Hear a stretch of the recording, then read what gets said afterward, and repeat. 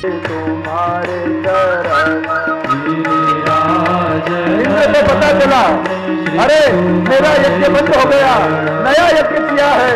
इंद्र ने अपने संवर्तक नाम के मेघों को, जो प्रलय करने वाले हैं, उनको आदेश दिया, जाओ ब्रज में जाओ, डुबो दो ब्रज को।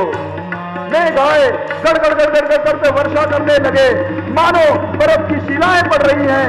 यहाँ ब्रजभक्त डरे, भगवान की शरण में आए। भगवान ने कहा, डरो मत, हमने जिसका पूजन किया है वो ही हमारी रक्षा करेगा।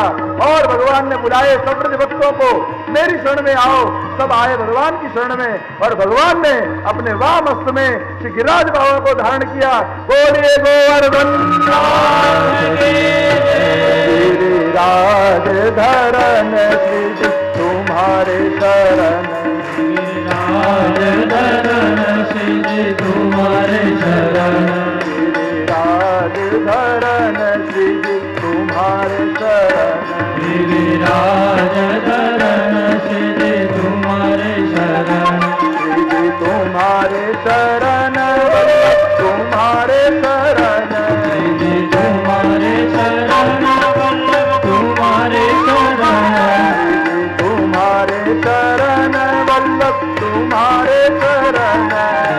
तुम्हारे शरण वल्लभ, तुम्हारे शरण। गिरिराज धरन श्री तुम्हारे शरण। सर्वधर्मान परित्यज्य माम एकम शरणम व्रज। मेरी शरण में आओ। 7 दिनों तक इंद्र ने वृष्टि की, भगवान ने 7 दिनों तक गिरिराज बाबा को धारण किया, ब्रजभक्तों को अपने में निरुद्ध किया। इंद्र थका, अरे ये कोई साधारण व्यक्ति नहीं लगता, ये भगवान लगते। इंद्र अपने ऐरावत को लेकर आया, भगवान की शरण में पड़ा, भगवान ने उसको क्षमा दिया। तुम्हारे शरण। गिरिराज धरन श्री तुम्हारे शरण। गिरिराज धरन श्री तुम्हारे शरण। श्री तुम्हारे शरण वल्लभ, तुम्हारे शरण। तुम्हारे शरण वल्लभ, तुम्हारे शरण। तुम्हारे शरण वल्लभ, तुम्हारे शरण। तुम्हारे शरण वल्लभ, तुम्हारे शरण। गिरिराज धरन श्री तुम्हारे शरण। गिरिराज धरन श्री तुम्हारे शरण। गिरिराज धरन श्री तुम्हारे शरण। गिरिराज धरन श्री तुम्हारे शरण। श्री तुम्हारे शरण वल्लभ, तुम्हारे शरण। तुम्हारे शरण वल्लभ, तुम्हारे शरण। तुम्हारे शरण वल्लभ, तुम्हारे शरण। तुम्हारे शरण वल्लभ, तुम्हारे शरण। गिरिराज धरन श्री तुम्हारे शरण। गिरिराज धरन श्री तुम्हारे शरण। गिरिराज धरन तुम्हारे शरण।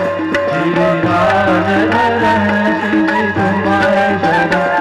गिरिराज धरन श्री तुम्हारे शरण। गिरिराज धरन श्री तुम्हारे शरण। गिरिराज धरन श्री तुम्हारे शरण। बोलिए गिरिराज धरण की जय। गिरिराज धरण की जय। गिरिराज धरण की जय। इस प्रकार इंद्र का मानभंग किया, और अब कुछ ही क्षणों में अन्नकूट के दर्शन, गोवर्धन यज्ञ के दर्शन हम करेंगे। और आज के सायं के सत्र को यही विराम देते हुए कल रास पंचाध्यायी की चर्चा होगी। अचूक आप लाभ लें, क्योंकि रास वो तो भागवत का श्वास है। रास न हो तो भागवत अधूरा लगे। तो कल रास पंचाध्यायी पर चर्चा सुबह के सत्र में करेंगे। आज के सत्र को यही विराम देते हुए श्री गोवर्धन नाथ की जय। भागवत भगवान की जय। श्री वल्लभाधीश की जय। श्याम सुंदर श्री यमुने यमुने महारानी की जय। तुलसी द्वार के श्लाघ प्यारे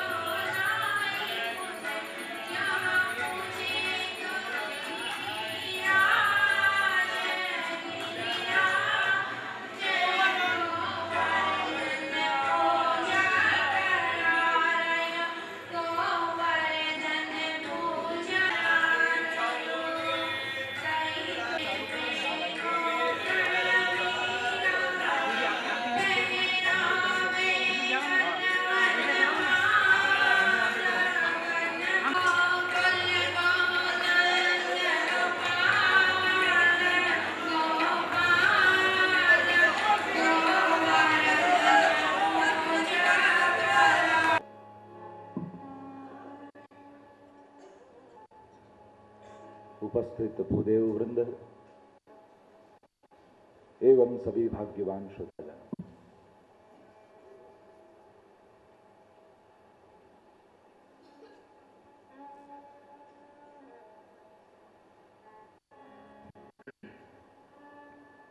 कल श्री गोवर्धन याग का दर्शन किया। देखो, प्रभु की परीक्षा दो देवताओं ने की। ब्रह्मा जी ने भी भगवान की परीक्षा की और इंद्र ने भी भगवान की परीक्षा की। प्रभु ब्रह्मा जी से नाराज हुए और इंद्र पर करुणा की। परीक्षा दोनों ने की है, पर प्रभु ने कहा, ब्रह्मा ने परीक्षा की तो भक्तों को दूर किए और इंद्र ने परीक्षा की तो भक्तों को निकट ला दिए। ब्रह्मा जी तो अपने लोक ले गए और इंद्र ने परीक्षा की तो सभी भक्त प्रभु के सन्मुख हो गए। 7 दिवस तक प्रभु ने श्री गिरिराज बाबा को धारण किया, 7 प्रकार के अन्याशयों को दूर किया। महाप्रभु जी ने बताया, देव, ऋषि, पितृ, आत्मा, पुत्रादि, कुटुंब, वैदिक कर्म, पारलौकिक कर्म, ये 7 प्रकार के अन्याश्रय हैं। और प्रभु ने 7 दिन तक गिरिराज धारण करके ब्रज भक्तों के ये 7 अन्याश्रय दूर किए। श्री गिरिराज बाबा भक्ति का घनीभूत रूप है। हमारे यहां कहा जाता है कि भक्ति का द्रवीभूत स्वरूप यानी श्री यमुना जी, और भक्ति का घनीभूत स्वरूप श्री गिरिराज बाबा। ये गिरिराज जी स्वयं भगवान भी हैं और भगवान के भक्त भी हैं, उभय स्वरूप से विराजते हैं।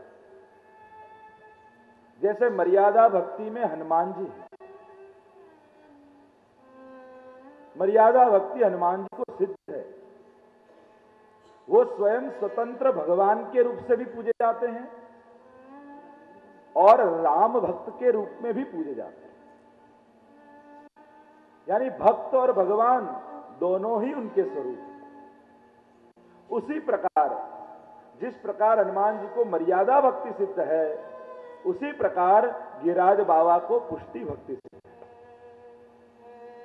ये स्वयं भगवत सुर शैलोस्मी कहकर भगवान ने जब भोग आरोगा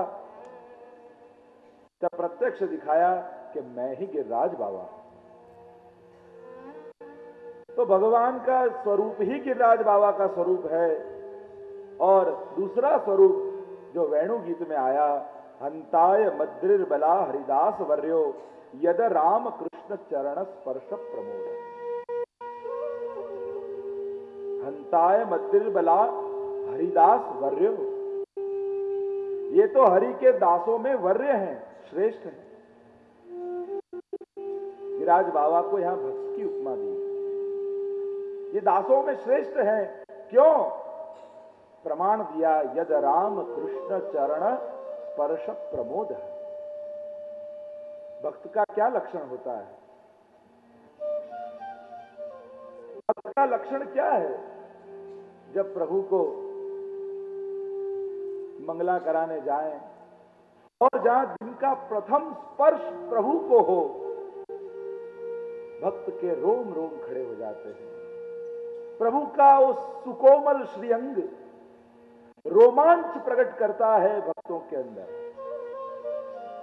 उसी भांति, उसी प्रकार ये गिरिराज बाबा के ऊपर जब ठाकुर जी गाय चराते चराते जब पहला चरण धरते हैं, यद राम कृष्ण चरण स्पर्श प्रमोद, और प्रभु का स्पर्श होने मात्र से गिरिराज बाबा के रोम रोम खड़े हो जाते हैं।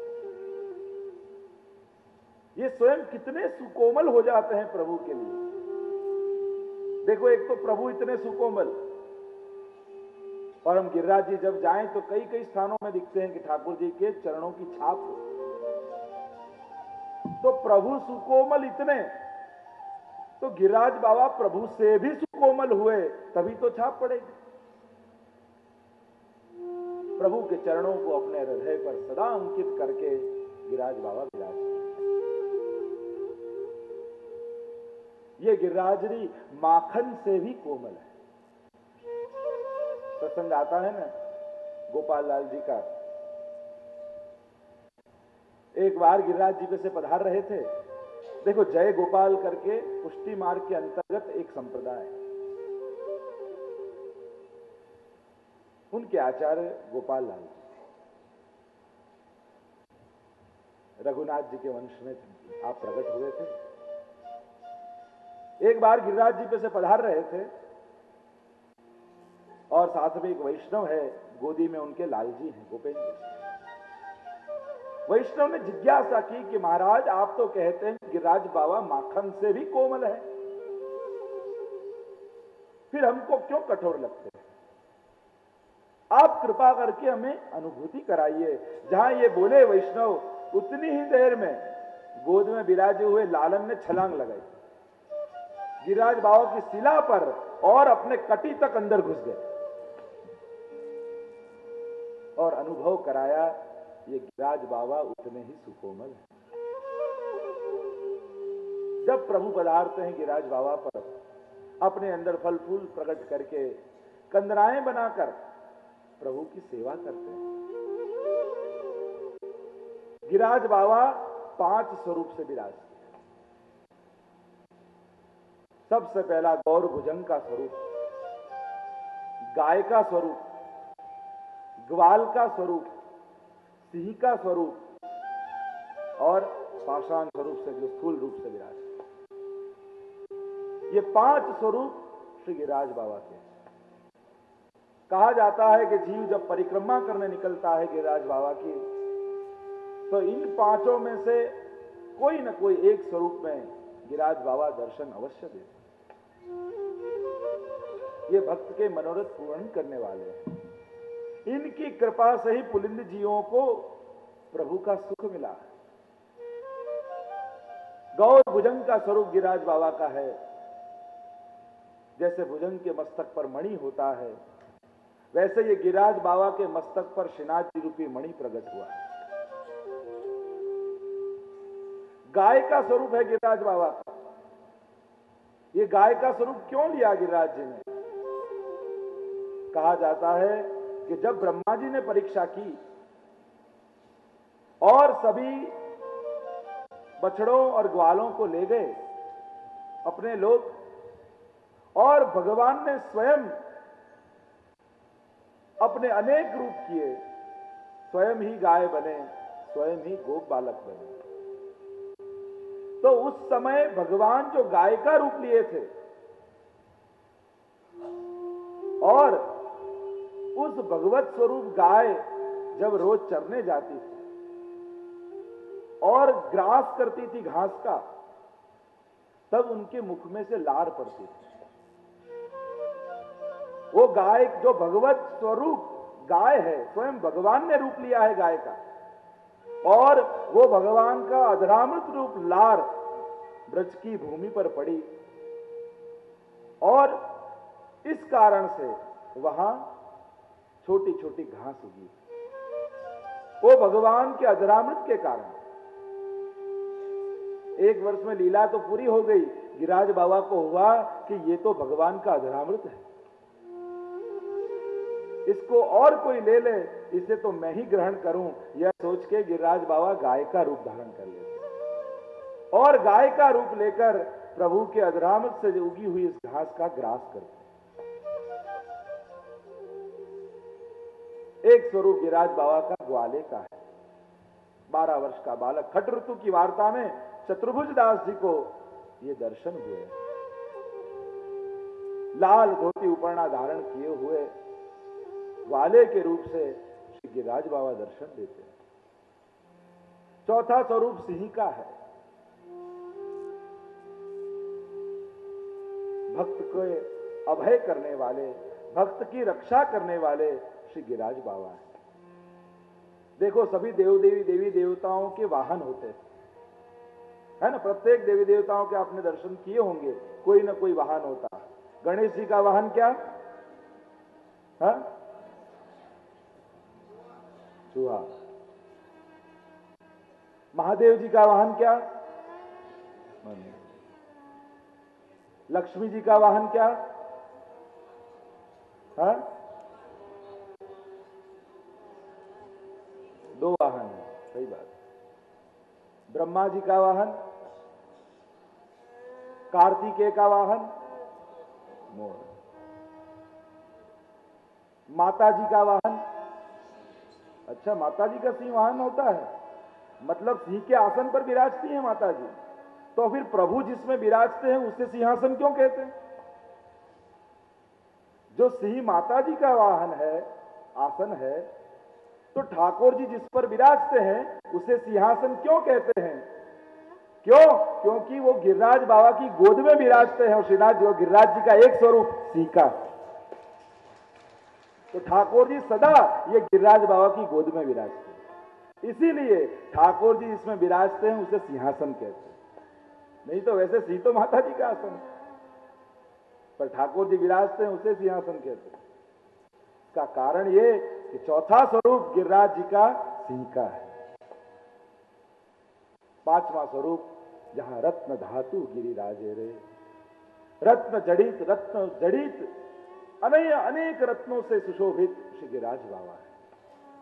कृष्णदास मेघन को महाप्रभु जी की कृपा से दर्शन हुए थे। एक बार कृष्णदास मेघन आए महाप्रभु से विनती करने, महाप्रभु आपने कहा है कि गिरिराज जी तो रत्न जड़ित है, मुझे दर्शन कब होंगे? महाप्रभु जी ने कहा, देखो सामने कंदरा है, वहां अष्टाक्षर का जाप करते करते अंदर जाओ, प्रभु कृपा करेंगे। और इसी प्रकार से कृष्णदास मेघन अंदर श्री कृष्ण शरणम मम, श्री कृष्ण शरणम मम, श्री कृष्ण शरणम मम, जय श्री कृष्ण शरणम मम, श्री कृष्ण शरणम मम, श्री कृष्ण शरणम मम, श्री कृष्ण शरणम मम, जय श्री कृष्ण शरणम मम, श्री कृष्ण शरणम मम, श्री कृष्ण शरणम मम, श्री कृष्ण शरणम मम, जय श्री कृष्ण शरणम मम, श्री कृष्ण शरणम मम, श्री कृष्ण शरणम मम, श्री कृष्ण शरणम मम। अष्टाक्षर का जाप करते करते जहां गिरिराज बाबा की कंदरा में प्रवेश किया, वही आंखें खुली की खुली रह गई। पूरे गिरिराज बाबा अनेक रत्नों से जटित है। एक दिव्य कांति प्रत्येक रत्नों में से आ रही है। ये दिव्य स्वरूप देखकर कृष्णदास नगर ने साष्टांग दंडवत किए। ये गिरिराज बाबा कोई पत्थर की शिला नहीं है, ये तो भक्तों के भावों से, भक्तों की भावनाओं से बने हुई शिलाएं हैं। प्रत्येक शिला कोई भिन्न भिन्न भक्तों के भाव है, और जब प्रभु पधारते हैं तो भिन्न भिन्न भावों से प्रभु की सेवा करते हैं। इस प्रकार गिरिराज बाबा के 5 स्वरूप बताए, 5 स्वरूप और 8 द्वार। देखो कितना सुंदर संयोग। आश्रय का पद बोलते हो, उसमें पहली दृढ़ ही न चरणा न केरो भरोसो, कितने अक्षर हुए? 8 और 5 कितने होते हैं? 13। 13 13 हे प्रभु 13। अष्टाक्षर के 8, पंचाक्षर के 5, ये दोनों मिले तो 13। अष्टाक्षर और पंचाक्षर दोनों गिरिराज बाबा की कृपा से सिद्ध हो जाते हैं। 8 द्वार और 5 स्वरूप। ये अष्ट सखा भी 8 द्वारों के मुखिया हैं। कभी गिरिराज बाबा पर कथा करेंगे, गिरिराज जी में क्योंकि लीला में, गर्ग संहिता में भी पूरे गिरिराज बाबा के प्रागट्य की कथा। देखो आधि दैविक स्वरूप गिरिराज जी का प्रागट्य और भूतल पर प्रागट्य। लीला में जब प्रागट्य हुआ, कथा आती है कि जब ठाकुर जी और स्वामी जी विराजमान थे, स्वामी जी ने कहा प्रभु मनोरथ है, कुछ ऐसी कुंज निकुंज प्रकट करो, सघन कंदराएं प्रकट करो कि जहां एकांत लीला हो सके। श्री गोवर्धन गिरी सघन कंदरा रैन निवास कियो पिय जाए। और उसी क्षण ठाकुर जी के हृदय में से एक तेज पुंज निकला, बढ़ता गया बढ़ता गया बढ़ता गया, विशाल एक स्वरूप धारण किया, और उसमें कई कुंज निकुंजें बनी, कई झरने निकले, कई वृक्ष उगने लगे, इतना सुंदर रमणीय स्थान बना, और वह गिरिराज जी बाबा के नाम से प्रसिद्ध है। यह नित्य लीला में आपका प्रागट्य है। भूतल पर सालमली द्वीप में द्रोण के वहां गिरिराज बाबा का प्रागट्य हुआ, और कथा प्रसिद्ध है। पुलत्स्य से ऋषि आए द्रोण के पास, कहने लगे ये तेरा जो बालक है पुत्र पर्वत रूप से है, मैं इस पर बैठकर तपश्चर्या करना चाहता हूं, मैं इसको काशी ले जाऊंगा और तप करूंगा। द्रोण ने अपने पुत्र को दिया। योग बल से पुलत्स्य मुनि ने गिरिराज बाबा को हाथ में लिया और सोचा था काशी आकर तप करूंगा। काशी के लिए निकले, बीच में ब्रज आया, और गिरिराज बाबा ने देखा जिसके लिए तप करने वाले हैं वो स्वयं यहां आने वाले हैं। फिर काशी जाकर क्या करें, हम तो श्री विठ्ठलनाथ उपासी, कहा जाए करे जाए काशी। श्री विठ्ठलनाथ उपासी हम तो विठ्ठलनाथ उपासी हम सदा से वो श्री वल्लभ नंदन कहाँ करो जय काशी हम तो विठ्ठलनाथ उपासी। जब देखा गोसाई जी ने कि चित्स्वामी को द्रव्य का संकोच हो गया, बहुत तकलीफ में, गोसाई जी ने खत पत्र लिख दिया काशी में एक वैष्णव के नाम कि जब ये आवे तो इनको बहुत द्रव्य देना, इनका ध्यान रखना। चित्स्वामी को लिख कर दिया। चित्स्वामी ने पढ़ा, अरे प्रभु आप जैसे धन को छोड़कर ये लौकिक द्रव्य के लिए हम क्या जाएं, हम तो श्री विठ्ठलनाथ उपासी, कहा जरूर का है। तो काशी ले जाने के लिए तैयार हुए, बीच में ब्रज आया। गिरिराज बाबा ने देखा अरे स्वयं प्रभु यहां प्रकट होने वाले हैं, और अपना वजन बढ़ाया, क्योंकि जब ले ही जा रहे थे तभी शर्त रखी थी कि ले तो जाओ मुझे, पर जहां एक बार रखा फिर वहां से मैं नहीं खड़ा हूं। और सोचा ब्रज आया है, और ब्रज तज के कौन जाए। अपना वजन बढ़ाया, जब पुलस्त मुनि से उठे नहीं, भूमि पर रख दिए। पुनः जब उठाने गए, गिरिराज बाबा ने कहा, देखो शर्त रखी थी, एक बार रख दिए फिर उठेंगे नहीं। मुनि को क्रोध आया, तुमने छल किया है, जाओ मैं तुम्हें श्राप देता हूं, रोज तिल भर कम हो। और प्रत्यक्ष हम देखते हैं, 10 वर्ष पहले जो कोई गिरिराज बाबा के दर्शन करने गया हो और आज जाए, काफी फर्क होता है। स्वयं दंडवती शिला इतिहास देखो तो मालूम पड़ता है कि जब श्रीनाथ जी जतिपुरा से मेवाड़ पधारे, तब ये दंडवती शिला 6 फुट की थी, और आज जब हम जाते हैं तो काफी कम दिखाई देता है। तो श्राप लगा है, पर प्रभु की सेवा के लिए श्राप भी क्या है। जहां तक हमारे तो भक्तों ने गाया, जब लग यमुना गाय गोवर्धन, जब लग गोकुल गांव गुसाई, जब लग श्री भागवत कथा रस, तब लग कलयुग ना है। ये इतने पदार्थ, इतने लोगों ने कलयुग को पकड़ रखा है। यमुना जी, गिरिराज बाबा, भागवत कथा, ये इन लोगों ने कलयुग को बांध रखा है। जब तक ये पदार्थ भूतल पर हैं, ये स्वरूप भूतल पर है, वहां तक कलयुग वैष्णव का कुछ नहीं बिगाड़ पाएगा। गिरिराज जी स्वयं प्रभु के लिए, प्रभु की सेवा के लिए सदा तत्पर है। 3 प्रकार के स्वरूप, आध्यात्मिक, आदि भौतिक, आदि दैविक, 3 शिखर हैं, मध्य, आदि, ब्रह्म शिखर। सारस्वत कल्प में आदि शिखर पर लीला हुई, अब ब्रह्म शिखर पर लीला चल रही है प्रभु की। ब्रज में जाओ तो कहां पर भगवान की कौन सी लीलाएं वर्तमान में चल रही है, इसका ज्ञान होना चाहिए। तो उस प्रकार की भाव भी थोड़े दिन पहले ही मन में मनोरथ आया था। अगले दिसंबर या जनवरी में भावना है, गिरिराज बाबा के 8 द्वारों में 8 सखाओं की जो भावना है, उस प्रकार के 8 मनोरथ करने। तो आप सबको पत्रिकाएं दी जाएगी, जरूर से आना। भावना हुई थी बीच में ही, इस प्रकार का गिरिराज जी का मनोरथ सिद्ध करना।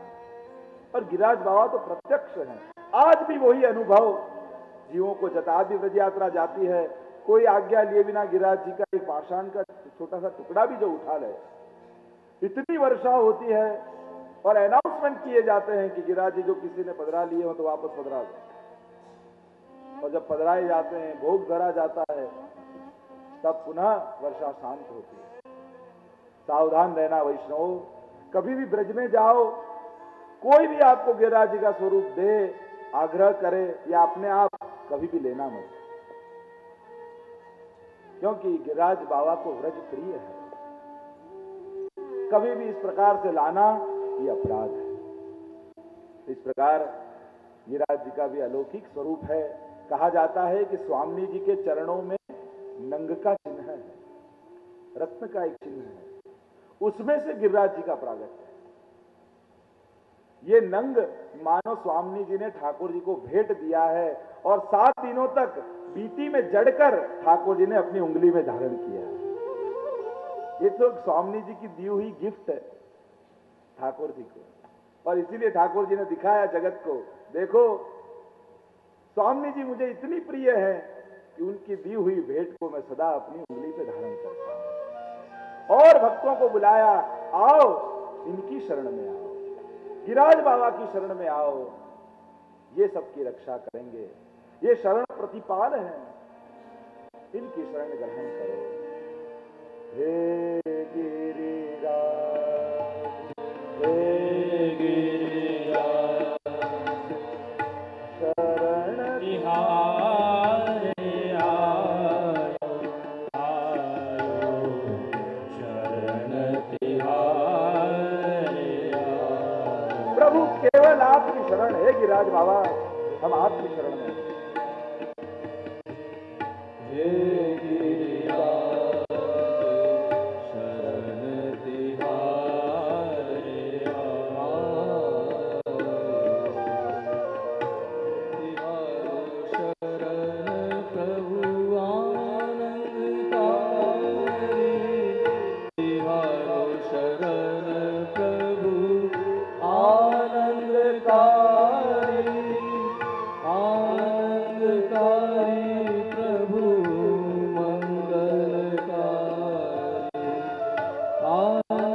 करना।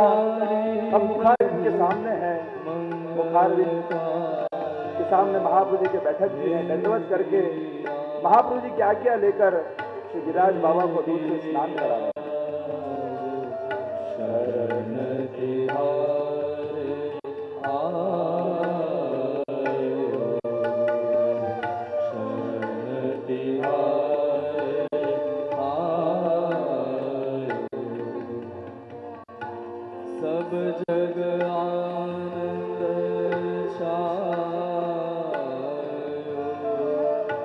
सब जग आनंद छायो,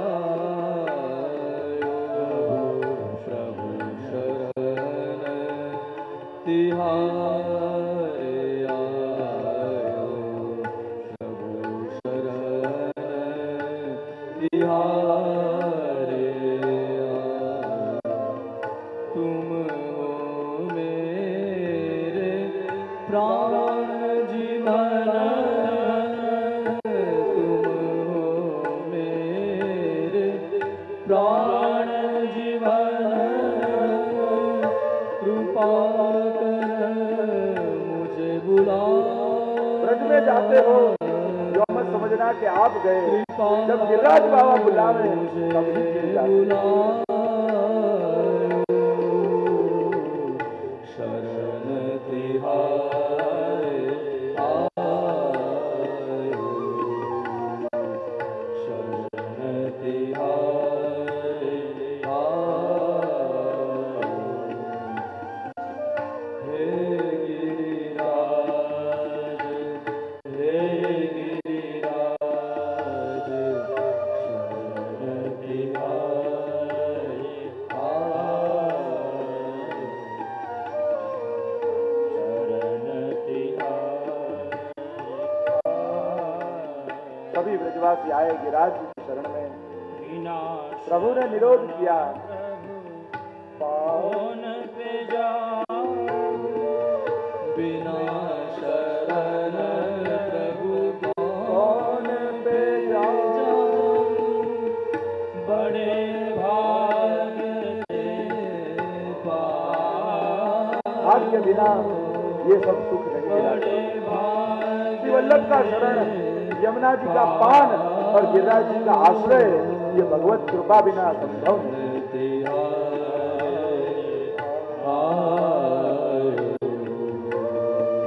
शरण तिहारे आयो, हे गिरिराज, हे गिरिराज, शरण तिहारे आयो, प्रभु शरण तिहारे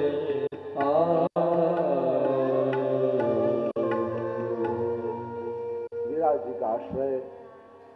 भक्त सदा तत्पर रहते हैं गिरिराज जी की शरण में जाने के लिए, पर भाग्य बिना कैसे पाइए। इसके लिए भाग्य चाहिए, यमुना जी की वल्लभ की कृपा चाहिए, तब ये सब सुख मिलते हैं। लौकिक सुख तो कहीं भी मिल जाएंगे, मेहनत से मिल जाएंगे, पर इसके लिए मेहनत काम नहीं आती, कृपा चाहिए। और कृपा पात्रों को ही मिल पाता है। नहीं तो गिरिराज जी की शरण में रहता हो पर स्वरूप को न जानता हो तो वो सुख कहां ले पाता है। गोपीजन ही कहती हैं रास में ही, हे प्रभु हम आपको नहीं पहचान पाई।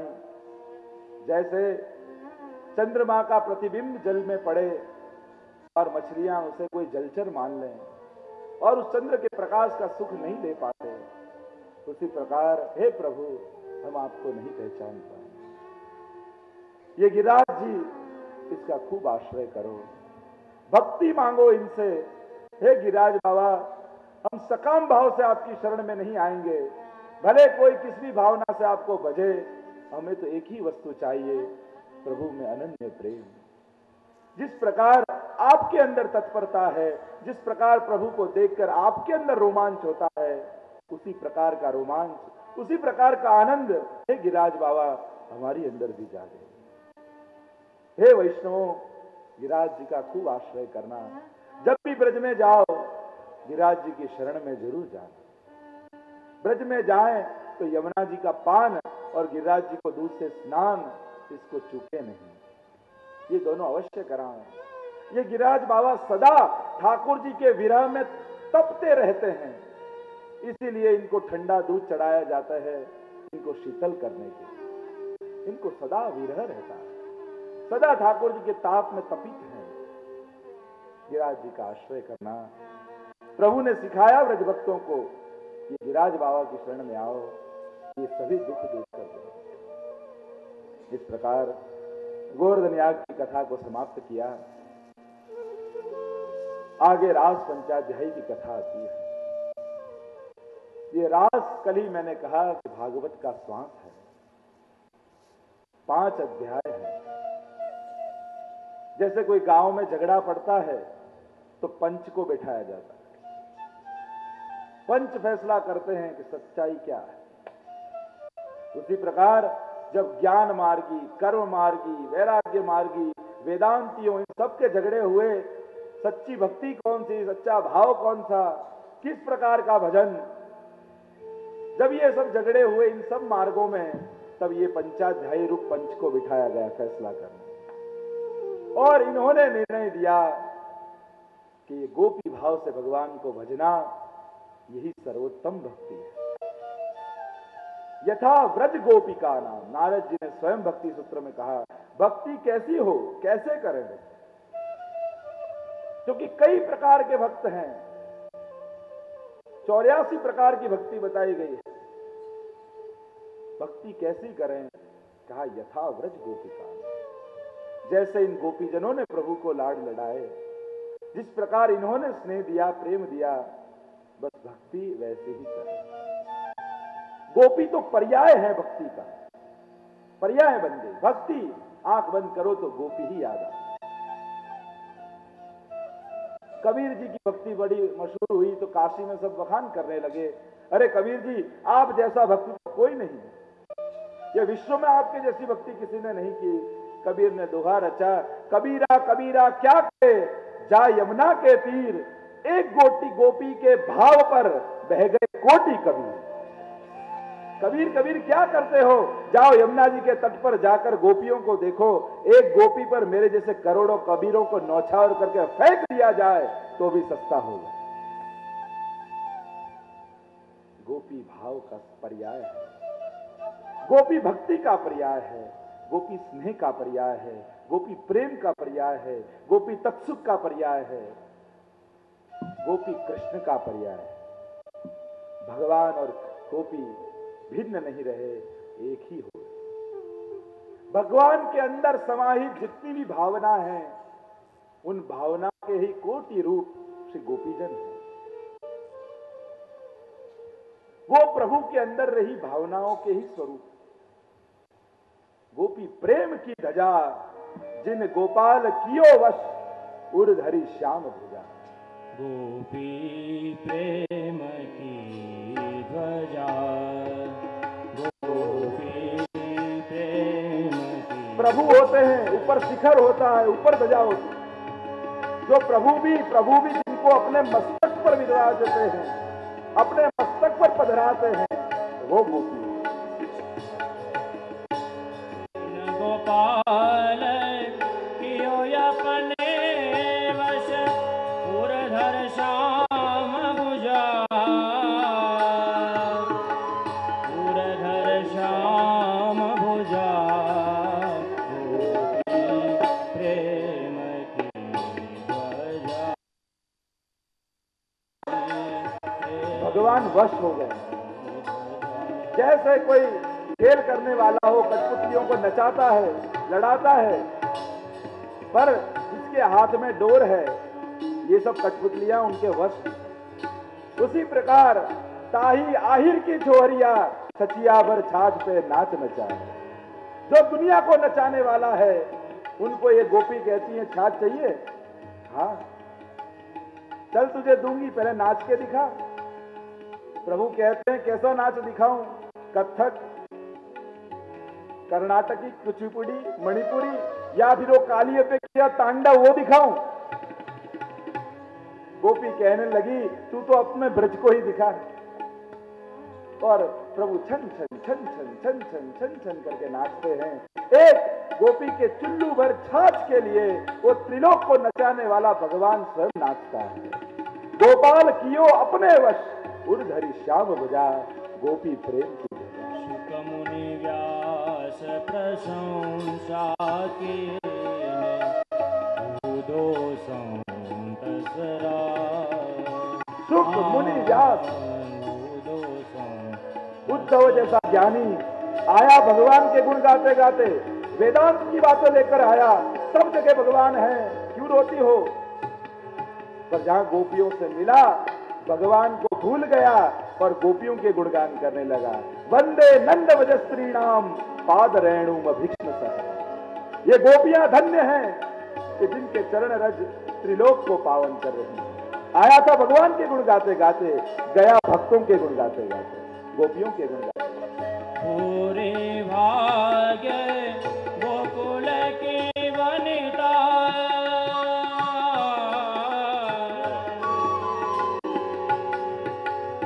अति पुनीत भवमानी, अति पुनीत भवमानी, गोपी प्रेम की ध्वजा। ध्वजा है, सबसे ऊपर ध्वजा होती है, ये भक्ति की ध्वजा है। आवयो जो विप्रकुल जननी, आवयो जो विप्रकुल जननी, जेहि हरि सेवना। कहा भयो विप्रकुल जन जो हरि सेवा ना।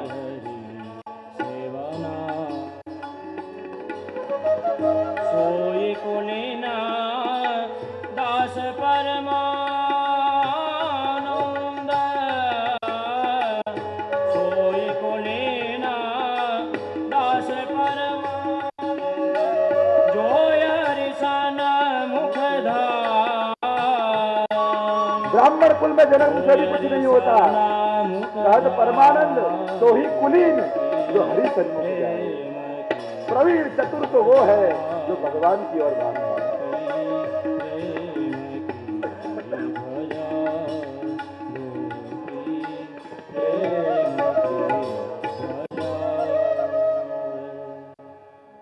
ये गोपी प्रेम की ध्वजा है। गो अपी, गो यानी इंद्रियां, जिसकी इंद्रियां सभी भगवान की ओर हैं, वो ही गोपी है।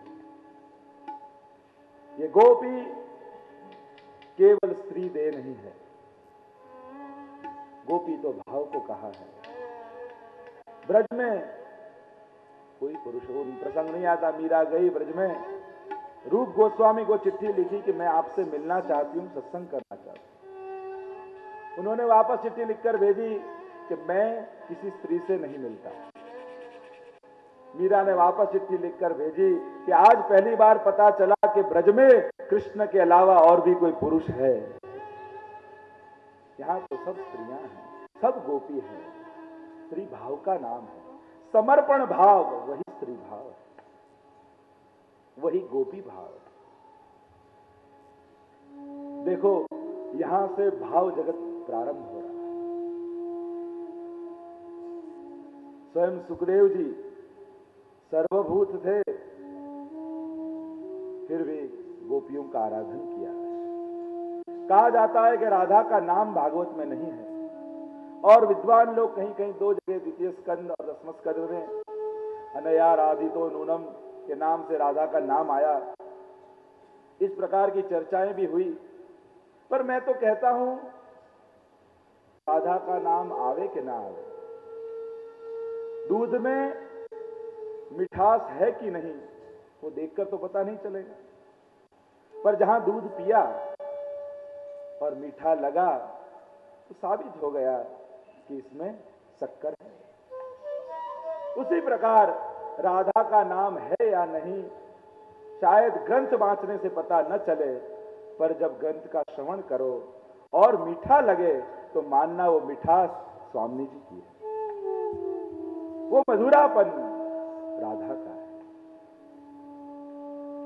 और ये मधुराधिपति राधा के बिना तो आधे हैं। हमारे कहा राधे कृष्ण राधे कृष्ण राधे कृष्ण, राधा निकाल दो तो आधे कृष्ण आधे कृष्ण आधे कृष्ण। राधा के द्वारा ही ये कृष्ण श्री कृष्ण बनते हैं। मान श्री लगाने से होता है। किसी के आगे भी नाम के आगे श्री लगाओ तभी उसका मानवाचक शब्द बनता है। उसी प्रकार ठाकुर जी का मान बढ़ाने वाली भी ये मान धारण करने वाली स्वामी जी है। ये स्वयं मान धारण करके भगवान का मान बढ़ाती है। और इसीलिए जब श्री कृष्ण लिखा जाए तभी मान बढ़ता है।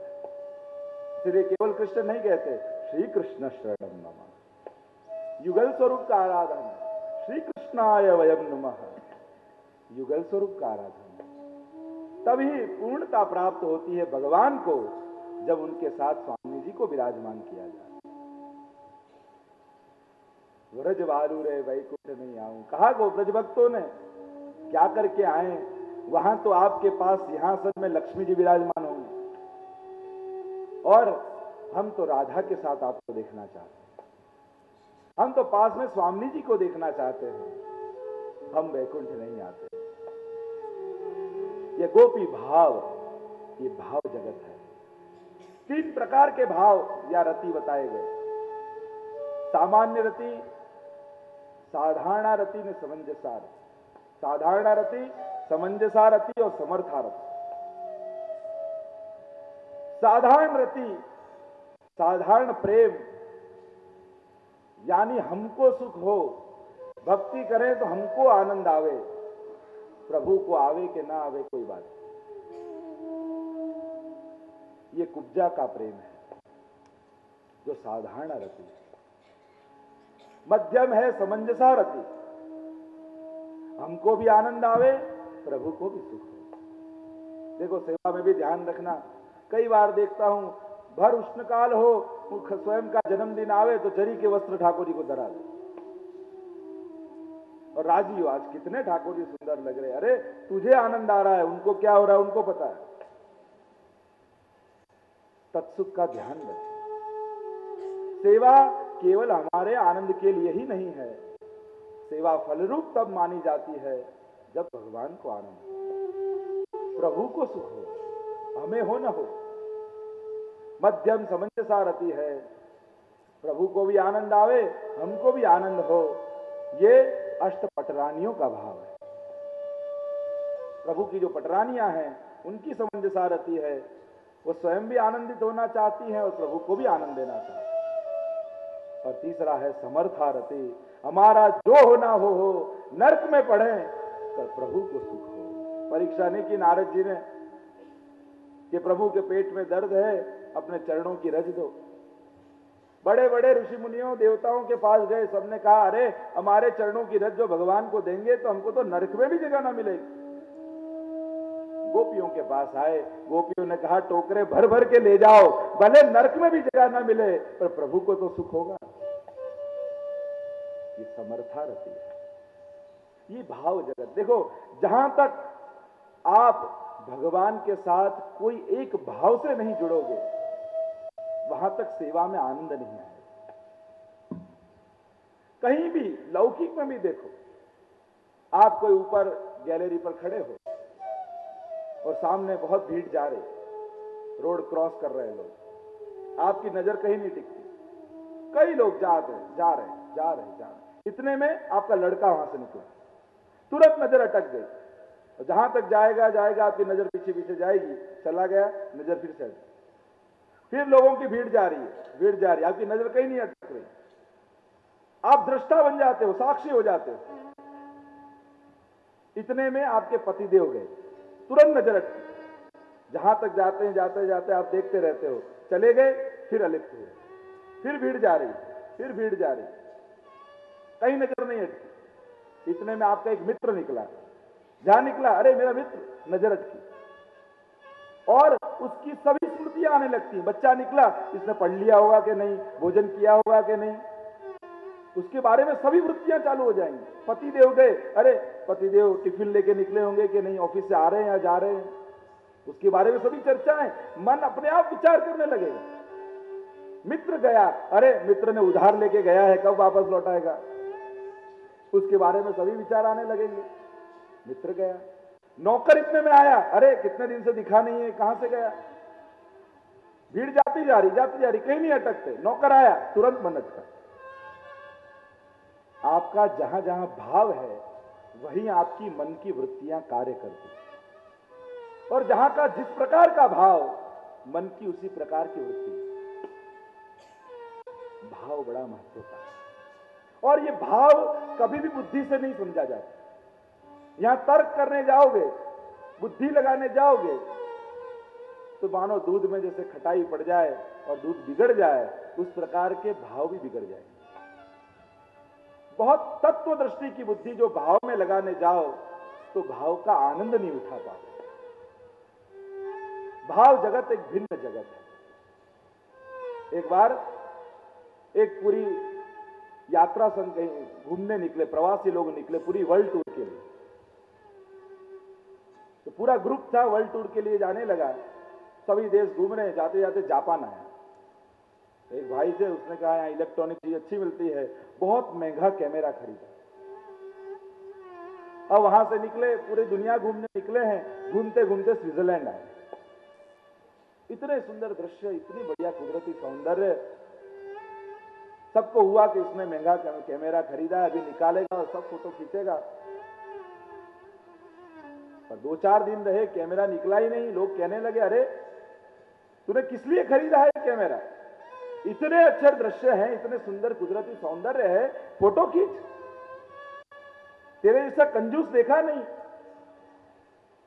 कैमरे का अर्थ क्या लेने का, जो लिया है तो दुनिया में इससे अच्छी जगह और कहां मिलेगी। कैमरा निकाल और खींच, इतना महंगा तूने कैमरा खरीदा है।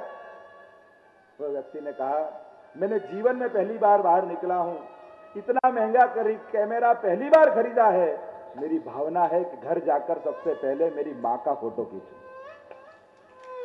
अब बुद्धि वाला व्यक्ति है, वो यूं सोचेगा, ये पागल हो गया है, नया रोल दूसरा डाल दे, मां कहां भग जाने वाली है। पर भाव से देखो तो वो गलत नहीं। बुद्धि से तर्क करने जाओ, एक फ्लैश और पाड़ देना। बुद्धिशाली व्यक्ति को तो यही लगता है, जो बुद्धि से तर्क से जीता हो, एक फ्लैश और पाड़ने में क्या जाता है। पर ये एक बेटे का भाव है कि पहली बार ये मिला है, तो पहले भले मां का चेहरा कितना बुरा होगा, सल पड़ गए होंगे, सफेद बाल होंगे, पर उसके भावना मां से जुड़ी ना, ये चीज ली है, सबसे पहले मां का फोटो खींचना है। अब वो भावना जगत में सत्य है, वो सच्चा है भाव जगत में। तो तर्क से देखने जाओ तो लोग मूर्ख गिनेंगे उसमें क्या होगा, एक रोल इसमें पाड़ ले, एक रोल नया डाल लेना। भक्तों की भावना रहती है, नया घर लिया है, पहले गुरुदेव को बदलाना है, प्रभु का मनोरथ करना है। नई गाड़ी ली है, पहले प्रभु को बदलावें, गुरुदेव को बदलावें। इस प्रकार की भक्तों की भावना है, सत्य है। ये भक्तों के भाव है। और भाव को जब तर्क से देखने जाओगे, तब भाव जगत और तर्क जगत का कहीं मिलाप नहीं दिखाई देगा। दास पंचाध्यायी में जो प्रवेश करना है, तो भाव दृष्टि से प्रवेश करना चाहिए। तो 5 भाव मुख्य बताए गए। भगवान के साथ प्रत्येक जीव इन 5 में से कोई एक भाव से जुड़ता है। देखो, आप लोग सेवा करते हो, ठाकुर जी की भक्ति करते हो, तो आपको अपना स्थायी भाव मालूम होना चाहिए। आपको आपकी भावना पता होनी चाहिए कि मैं किस भाव से भगवान का भजन करती हूं। आपका एक व्यक्तिगत भाव होना चाहिए, आपका एक व्यक्तिगत स्वरूप प्रभु का होना चाहिए। आप आंख बंद करो तो आपको अपने उसी इष्ट का ख्याल आए, और बने तो आपके माथे जो ठाकुर जी विराजते हैं।